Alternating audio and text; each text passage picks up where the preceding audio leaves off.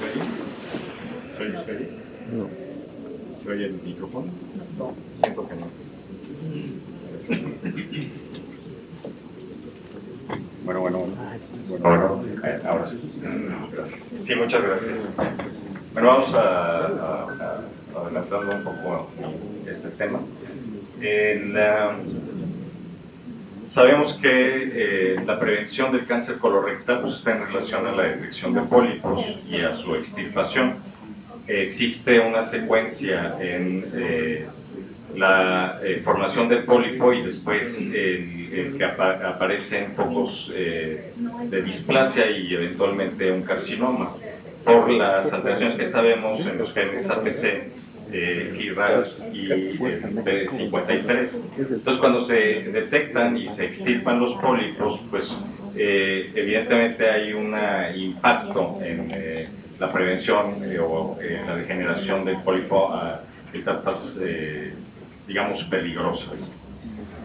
Un 15% aproximadamente de los pólipos se consideran difíciles y como definición el pólipo difícil es el que representa un reto para su resección por su tamaño, su forma o la localización. Yo creo que eso también depende mucho de la experiencia del endoscopista, ¿verdad? Gente que sea sumamente experimentada y que no tenga mucha dificultad en la mayor parte de los casos a los que se enfrenta. Y gente que tiene menos experiencia, en donde a lo mejor estos criterios pues no son completamente válidos. Las técnicas disponibles en la resección de pólipos incluyen la resección de la mucosa, que yo creo que es donde uno tiene más entrenamiento, más experiencia, y en algunos otros países el desarrollo, por ejemplo, de la resección submucosa está haciendo un boom en la resolución de lesiones que a lo mejor en el mundo occidental uno no se atrevería a realizar por falta de entrenamiento, falta de equipo, porque la legislación es diferente en algunos países. O sea, obviamente un endoscopista en Japón se enfrenta a situaciones en las que en Estados Unidos o aquí en México la legislación es completamente diferente y eso puede impactar en la decisión de hacer una resección submucosa o solamente ofrecer una resección endoscópica de la mucosa amplia. La resección de espesor total también está siendo pues considerada muy en boga, también en países en donde el desarrollo es superior, ¿verdad? Sobre todo en países orientales. Por supuesto, se requiere experiencia. Las contraindicaciones, yo creo que esta diapositiva me parece muy importante, es no olvidar que el pólipo fácil o pólipo difícil, en general se necesita siempre la autorización del paciente o del familiar. A lo mejor una lesión que pueda quitar con una pinza o con asa de polipectomía fría por su tamaño, pues no requiere que yo pase al familiar para que me autorice realizar la polipectomía, pero sí cuando yo tengo que utilizar una asa caliente, cuando veo que voy a utilizar accesorios que pueden incrementar el costo del procedimiento, debe tener la autorización el endoscopista. La anticoagulación que no tenga preparación hematológica previa es una contraindicación hasta que se pueda satisfactoriamente tener resuelto este problema. La falta de experiencia, eso es algo, como decía la doctora Lisa hace un momento, la falta de experiencia es una contraindicación. Yo creo que es completamente válido pedirle a algún colega que nos eche la mano, sobre todo alguien que sea más experimentado que uno, ¿verdad? Por supuesto. Si está peor que yo, pues mejor no le digo, ¿no? Y la falta de accesorios, equipo electroquirúrgico adecuado es también una contraindicación. Entonces se necesita el equipo, el personal, los accesorios suficientes. Por supuesto, como en cualquier pólipo, se necesita la caracterización del pólipo, es decir, definir el tipo probable de pólipo, el grado que pudiera tener un grado de invasión tumoral o no. Y para lo que utilizamos como endoscopía, ya sea en forma supravital o bien electrónica, que yo creo que es lo que ya utilizamos regularmente. Entre otras, utilizamos la clasificación de Kudo. Si es posible tener magnificación, sería de mucha utilidad. Y uno de los avances más útiles es esta clasificación de NICE, en donde, como vamos a ver, esto nos va a permitir identificar rápidamente con la cromoscopía electrónica un pólipo que tenga más o menos riesgo. La clasificación de CUDO nos permite evaluar la superficie del pólipo con sus diferentes posibilidades, pero esta yo creo que es la más útil. NICE nos permite ver si el color de la mucosa es similar al de la mucosa adyacente, o es más claro, o es oscuro, y eso está muy relacionado con el tipo histológico del pólipo, ¿verdad? Los vasos sanguíneos, ya con el contraste electrónico de NBI, nos permite saber si es una lesión que parece más hiperplásica, o es un adenoma, o tiene una probable degeneración ya neoplásica.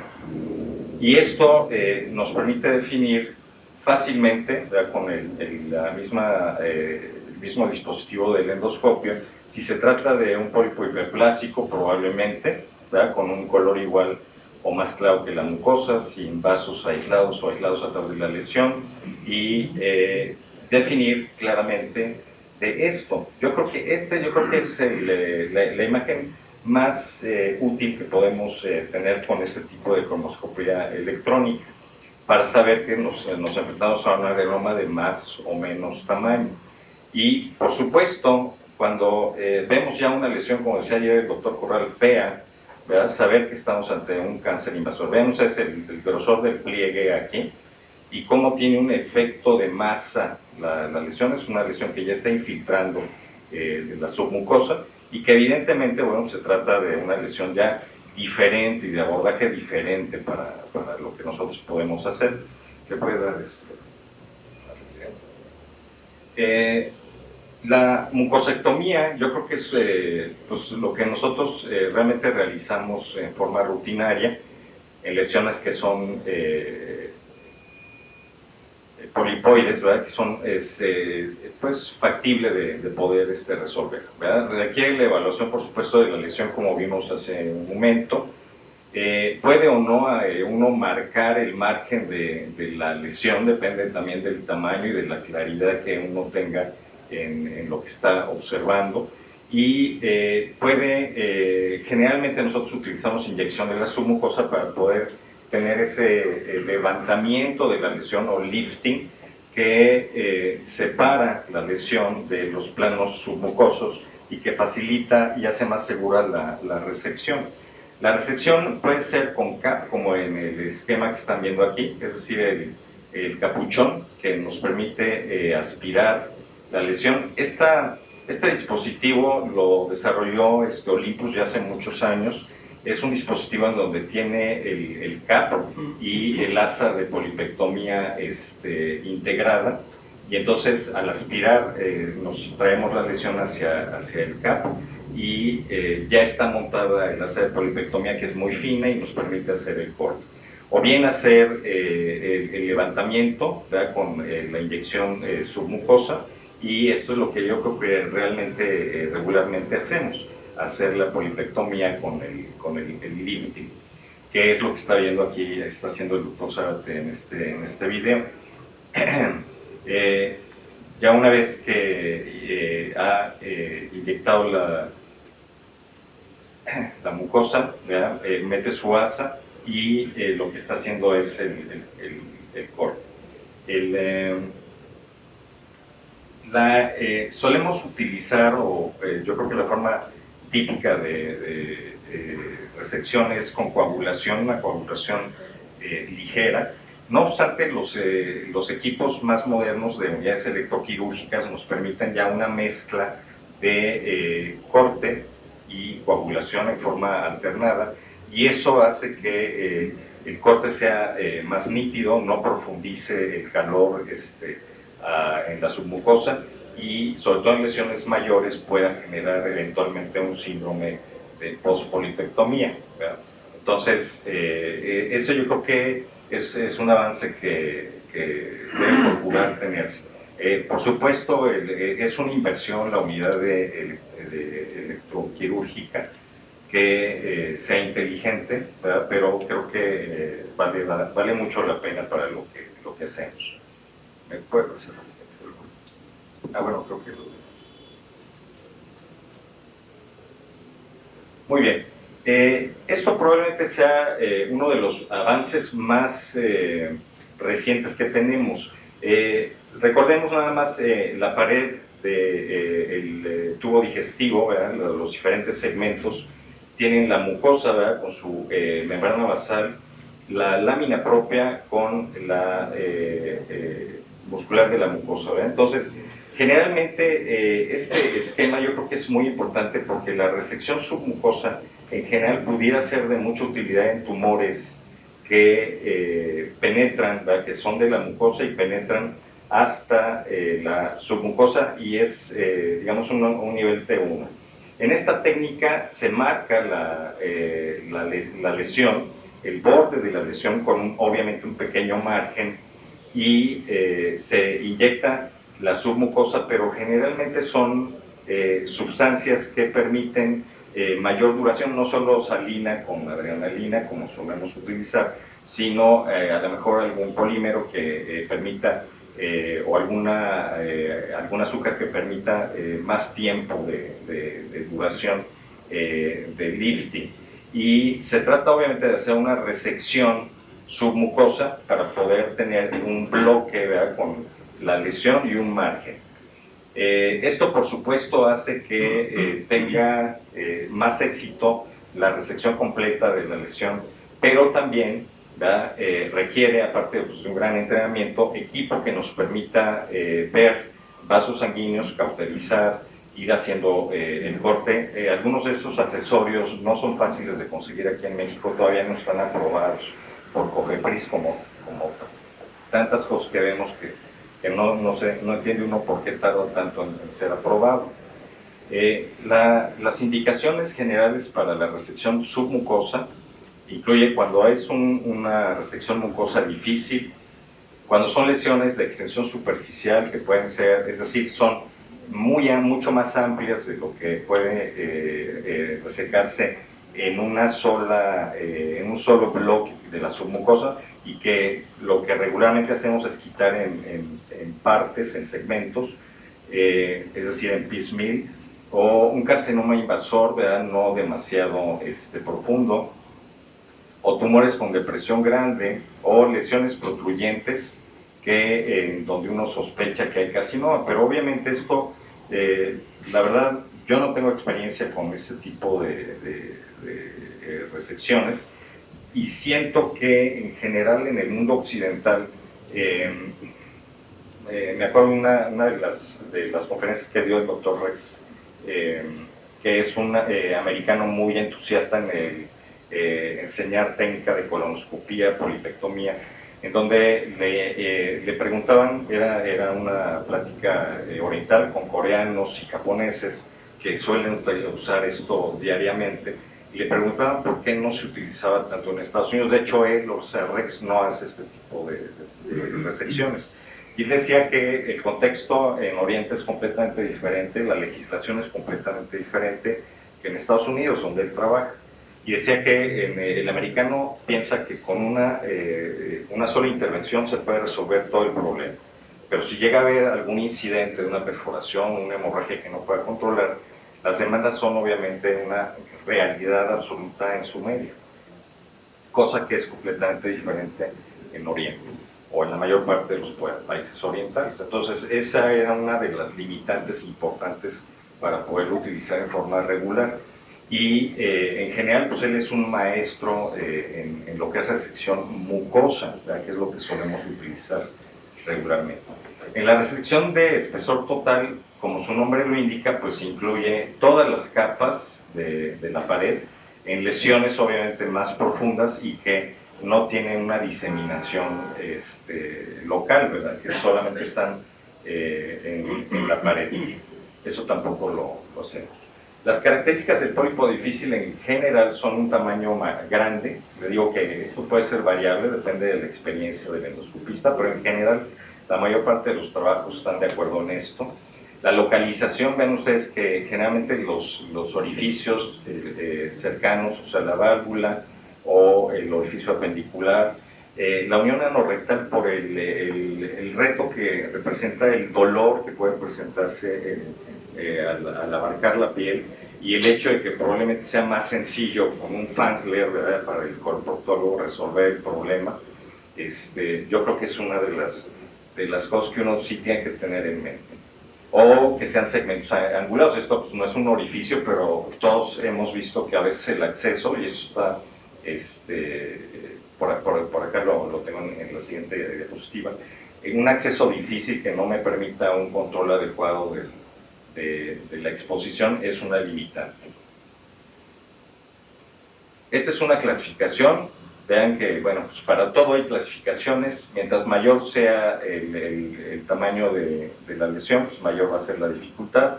Obviamente en lesiones sésiles o planas aumenta la dificultad. El lado derecho siempre es más difícil, ¿verdad?, obviamente sobre todo ciego, y el acceso difícil, que es una realidad. Este es un caso, pues yo creo que común, un paciente que tiene síndrome de intestino irritable de toda la vida y que por la edad se somete a una pues, revisión tardía de la presencia de sangre oculta en material fecal, que sale positiva y se somete a un estudio colonoscópico, y bueno, vemos que tiene 4 lesiones, ¿verdad? Una lesión en la unión anorrectal, uno en el lado, en el colon ascendente, 2 lesiones en el sigmoides, o cerca del ángulo rectosigmoideo, y algunas requirieron pincita, otra requirió una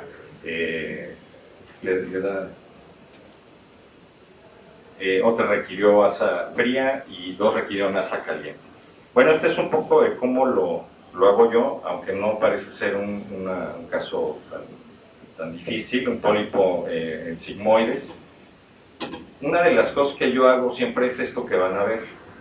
O sea, yo siempre pruebo que transmita. O sea, ese es un detalle que yo no lo he visto en ningún profesor. O sea, siempre meto mi asa y antes de lazar el pólipo pruebo que transmita la energía. Porque si alguna vez me pasó, ¿verdad?, que ya tenía el pólipo lazado, muy amplio, y nada más no daba.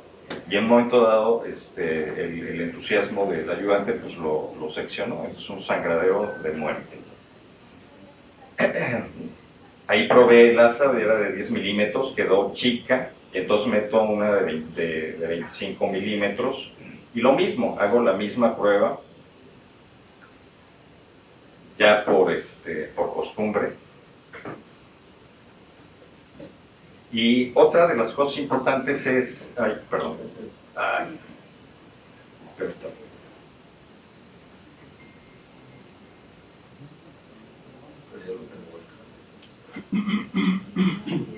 no, es que quería adelantarlo, pero bueno, no importa, déjenlo ahí. Una de las cosas que se deben considerar es que el pólipo mire hacia la zona proximal. Eso es más fácil de lazar, sobre todo en lesiones pediculadas.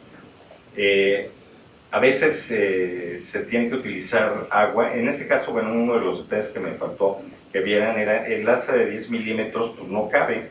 Ahí se compara con el tamaño de la cabeza del pólipo. Y esta es una de las razones por las que hay que tener más de un asa, ¿verdad? O sea, hay que tener asas de cuando menos 3 tamaños. Sabemos que hay una gran variedad de pólipos, ¿verdad?, hexagonales o anguladas, etcétera, con pivote o no. Y bueno, en este caso les decía, como yo lo hago es tratar de que el pólipo mire hacia la forma, hacia el ciego. A veces se utiliza agua, ¿verdad?, con el objeto de llenar de agua el segmento, y eso hace que flote la cabeza del pólipo y permita su resección.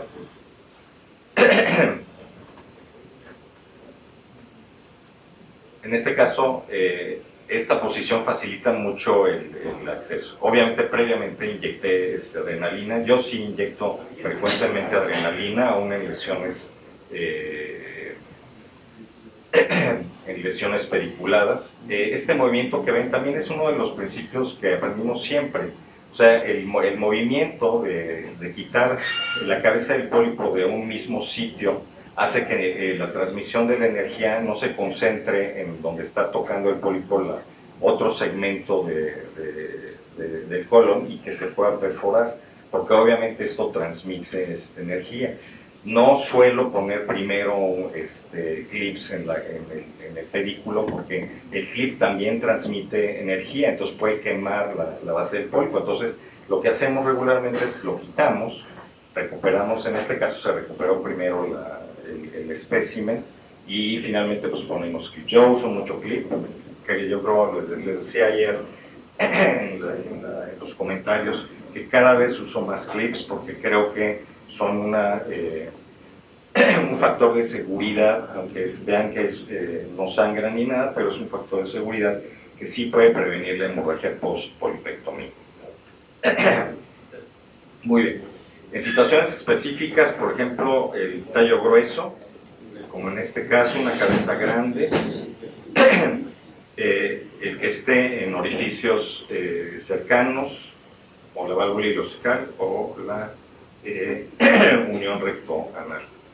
¿Cuál es la recurrencia local de los pólipos y por lo que se empezó a desarrollar la resección endoscópica de la mucosa? Es esta. Si uno puede retirar bien con una resección mucosa en bloque, la recurrencia es baja. Y sobre todo si son lesiones sésiles, si uno quema el borde con argón, el borde de lo que queda, la recurrencia es muy baja. Si fue en fragmentos, o sea en piecemeal, aumenta la probabilidad de recurrencia hasta el 20%. Generalmente las recurrencias se detectan a los 6 meses, entonces cuando hay alguna duda parece lógico tener un estudio de control endoscópico en ese lapso. Y las alternativas para bajar la recurrencia pues son la resección submucosa y la resección bajo el agua o el tratamiento quirúrgico. ¿Cuáles son los avances más recientes que pueden ayudar en el pólipo difícil? Bueno, este nuevo dispositivo de Olympus, ¿verdad?, que estamos tratando de adquirir, facilita la visibilidad cuando hay hemorragia. Entonces, ese filtro amarillo que tiene sí permite ver dónde se origina el sangradito. Y los dispositivos de tracción endoscópica para los que hacen resección submucosa, o los dispositivos obviamente de cierre en caso de perforación, como los Ovesco que vimos en la plática del doctor Lupián. En conclusión, bueno, el cáncer colorectal frecuentemente se origina en pólipos. El objetivo del procedimiento, por supuesto, es ver los pólipos y quitarlos. Ese es en primera instancia. Esto puede prevenir el cáncer, en algunos casos puede curar el cáncer. Si el cáncer es in situ y se resecó completamente y el borde del pólipo queda libre, entonces esto puede ser curado.